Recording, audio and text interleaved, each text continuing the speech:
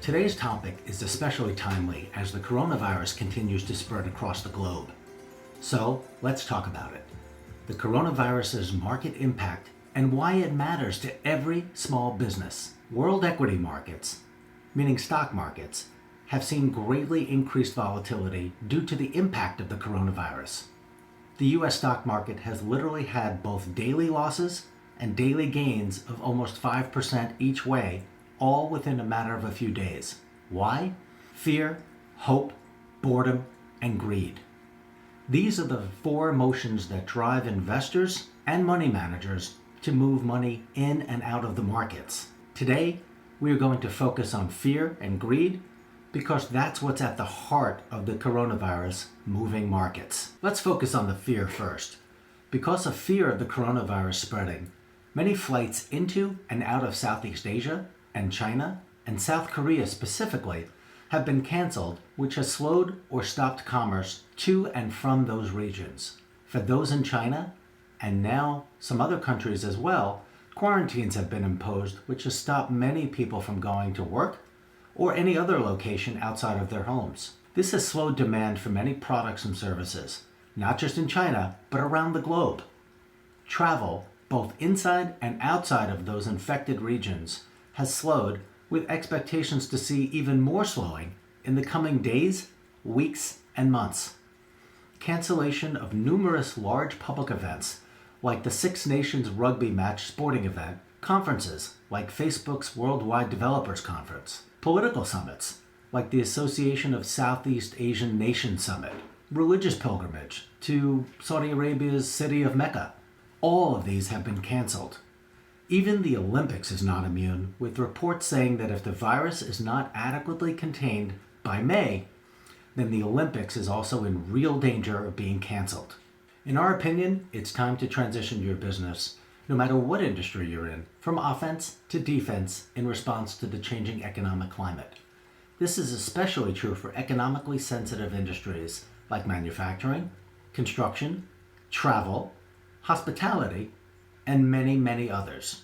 Since the end of the Great Recession in 2009 and 2010, the United States has overall mostly enjoyed an uninterrupted, steadily improving economic backdrop that has led to all-time lows in the national unemployment rate.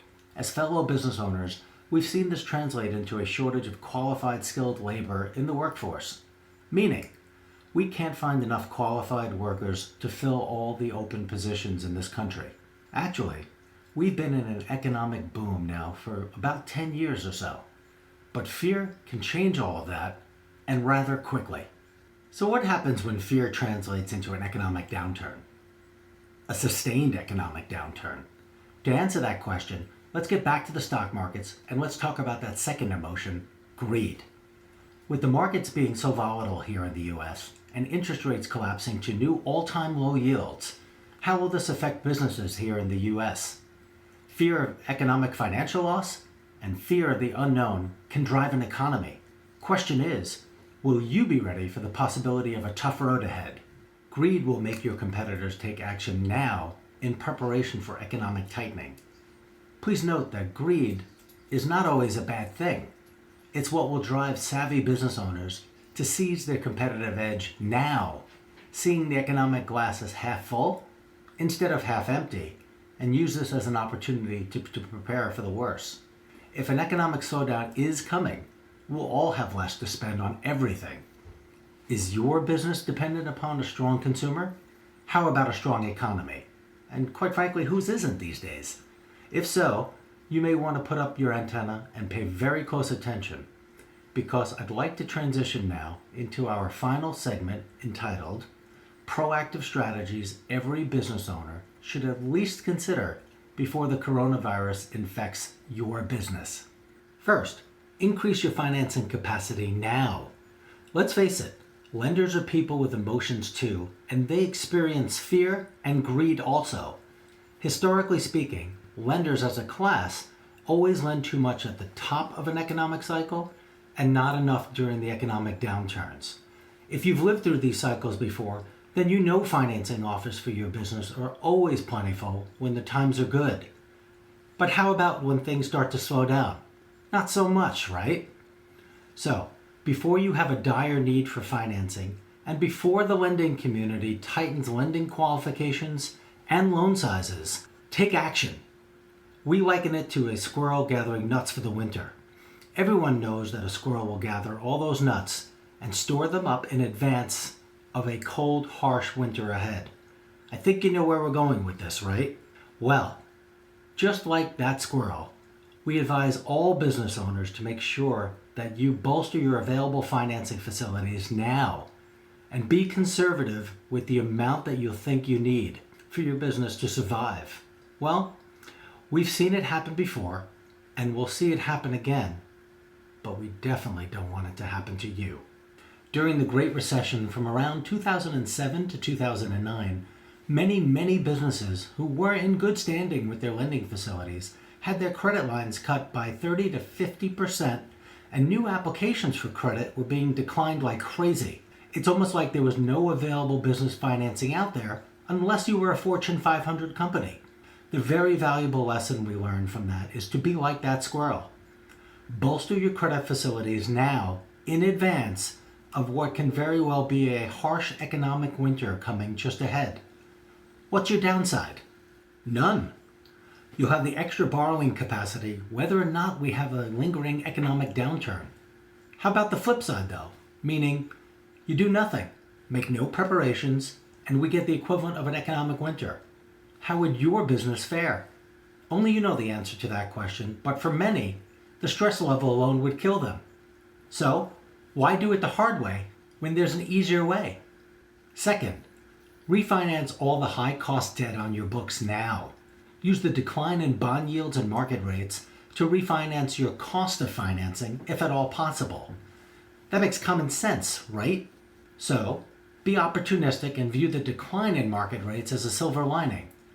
Consider refinancing not only your business debt, but your home mortgage too. Remember, the glass is half full, not half empty. It's all a matter of perspective, right? Lastly, manage your accounts receivables more closely than ever before. If your business sells goods or services to other businesses and has to wait days, weeks, or even months to get paid, then those outstanding amounts due to your business are called accounts receivables. Perhaps you've heard of the term factoring. Factoring is a business financing technique where you utilize your accounts receivables to create much needed liquidity today. It is said that factoring was brought to America by the Pilgrims in 1620. Can you imagine that?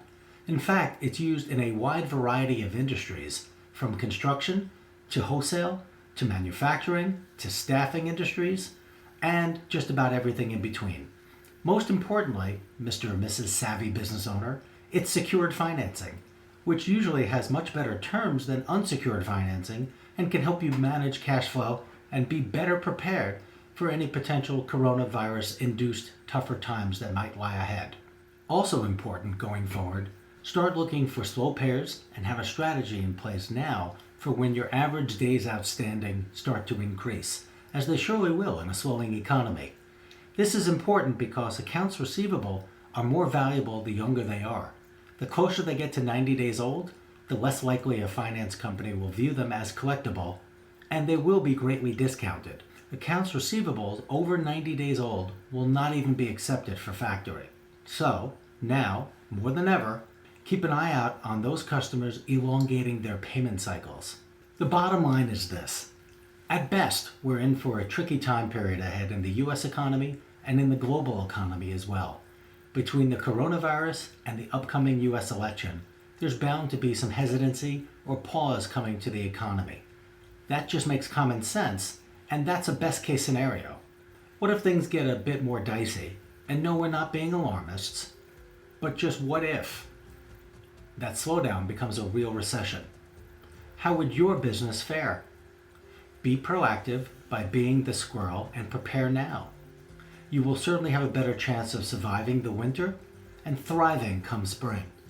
And remember, stay optimistic, opportunistic, and nimble, because this too shall pass.